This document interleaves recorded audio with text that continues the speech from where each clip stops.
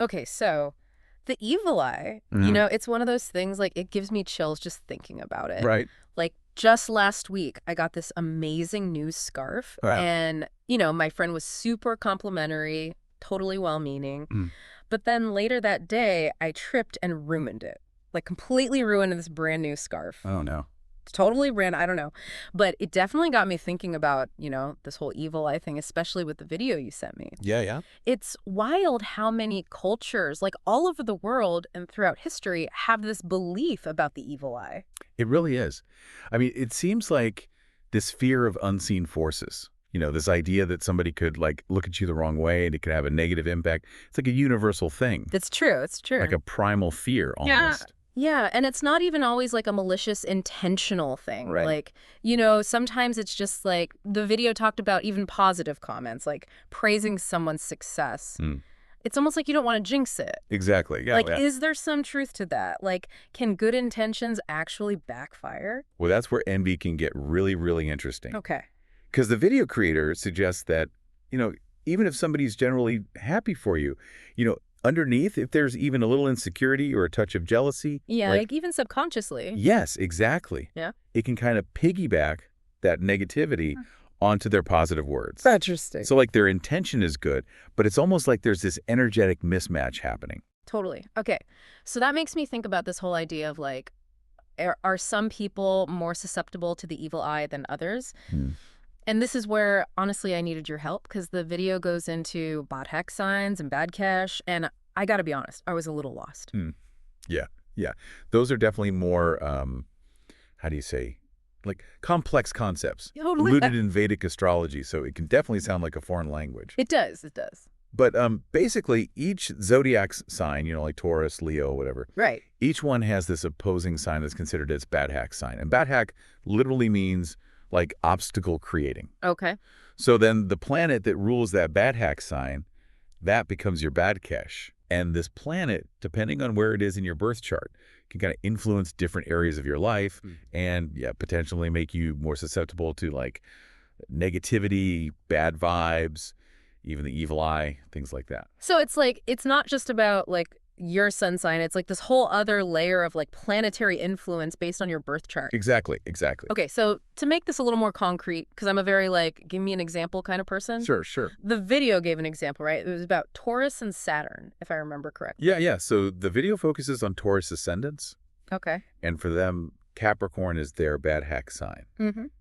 and Saturn rules Capricorn, which makes Saturn the Badkesh for those born under a Taurus Yeah, ascendant. no, got it. And then, the video goes on to explain how if Saturn, or even planets like Rahu, Ketu, Mars, if they're like connected to your Badhak sign, your Badkesh, or even specific houses in your chart, it can make you more prone to the effects of the evil eye, especially during certain like planetary periods. Wow, so it gets really specific. It can, it can. So I'm a Leo rising. Are there like similar calculations for all the other astrological signs? There are, yeah. Each rising sign has its own unique Badhak sign and Badkesh planet, Okay. with obviously lots of different combinations and interpretation. Of course, of course. But the good news is, you don't have to become an astrologer overnight or anything. I'm glad to hear that. The video creator actually gives more details about like the specific combinations for all the rising signs, and it's in the video description and on their website. Oh, perfect. So yeah, you can definitely like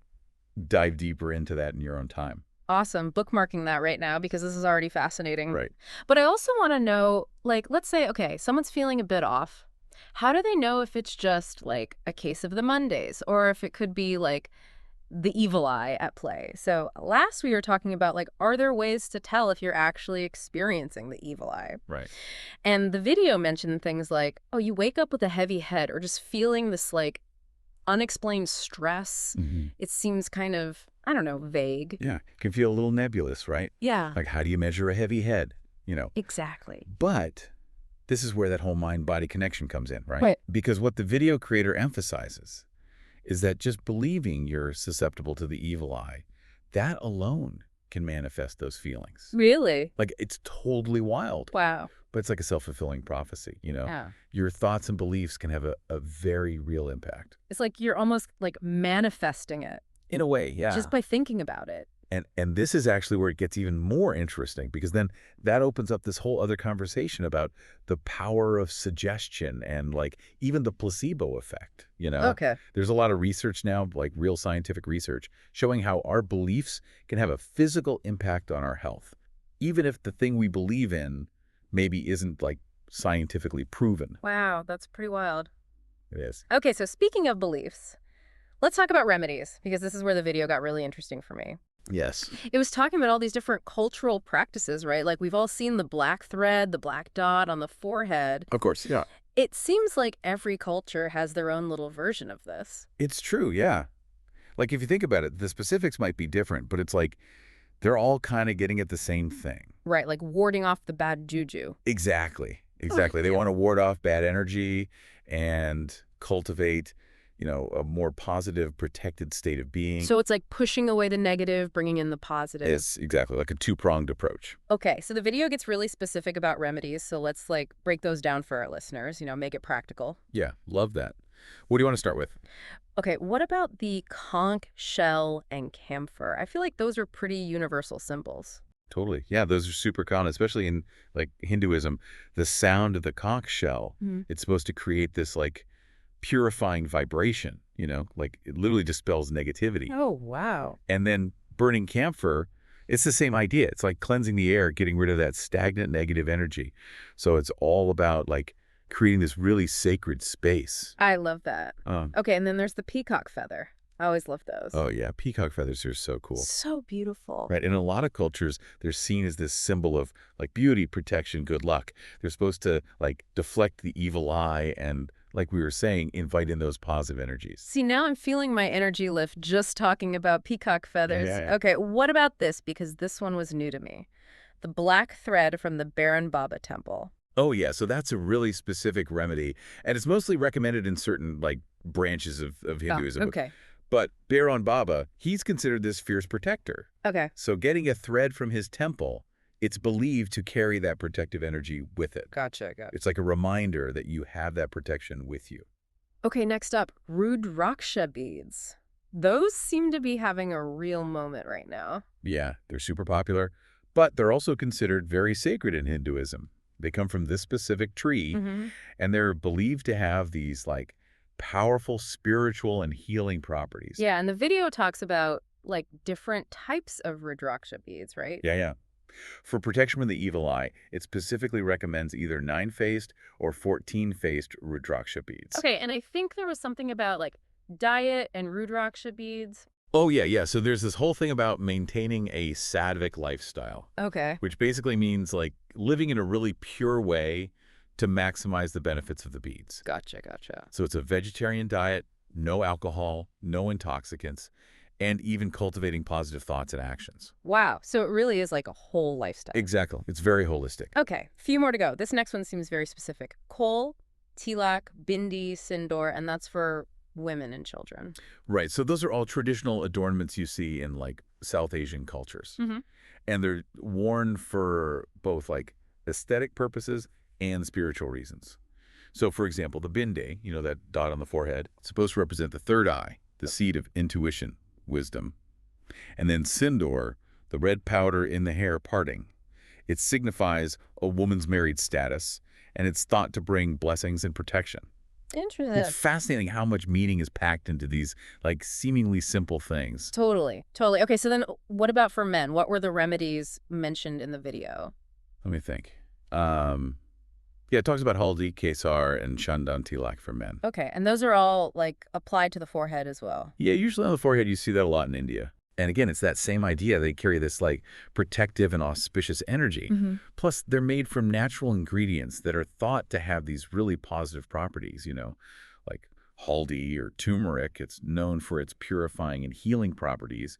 And then chandan or sandalwood is associated with like calmness, spirituality. So it's like an outward symbol of this inner state. Exactly. I love that. Okay. Okay, and then lastly, we got to talk about chanting mantras. Oh, yes, of course. Sound is so powerful. It is, it is. And the video specifically mentioned the Mahamrityunjaya mantra, the Hanuman Chalisa, and the Gayatri mantra. Right. So mantras, they're like these ancient sound formulas, basically. Okay. Each sound vibration is believed to create a specific energetic effect. So like the Mahamrityunjaya mantra, it's a powerful mantra for overcoming like death and obstacles in your life. Wow. Yeah, heavy stuff.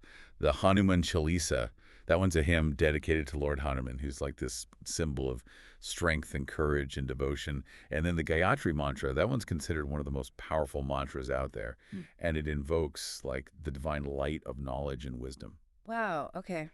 You know, it's so interesting to me how these like ancient practices, they're really having a resurgence. They are. Like so many people are into meditation, chanting, and energy work now. Totally. And, you know, it makes sense because we're realizing that there's more to well-being than just like our physical bodies, right? It's about nurturing our minds, our spirits, and yeah, like you said, our energy. Yeah, it's like we're kind of remembering what our ancestors already knew. Totally. Yeah. Totally. Like we're rediscovering that ancient wisdom. Exactly.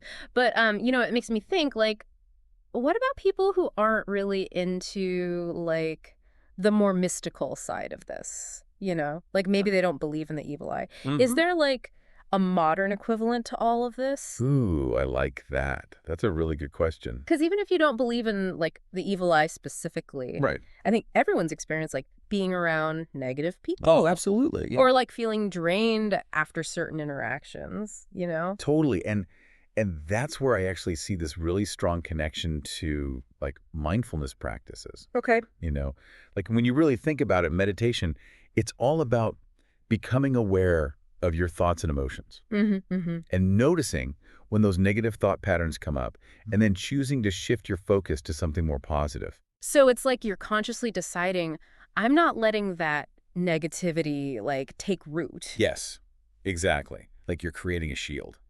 Love that. Love that. And what about like, you know how important it is to surround yourself with good people? Oh, huge. It's like having your own personal cheer squad. Right. When you've got people around you who are positive and supportive, it's so much easier to brush off those negative vibes.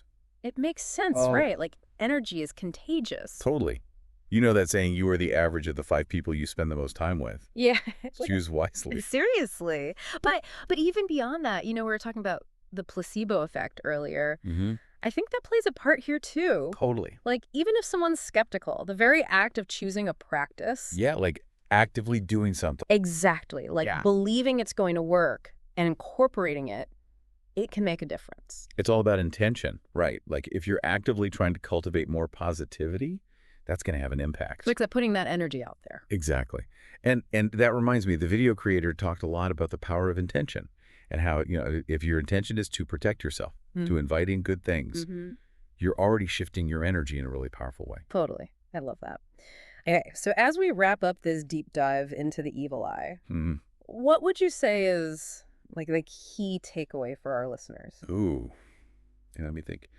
I think the biggest thing is to approach all of this, like this topic, any belief system really, with an open mind, Oh, yeah. a sense of curiosity. Yeah. You know, like explore different perspectives. Yeah, do your research. Exactly. See what resonates with you, try things out, and most importantly, trust your gut.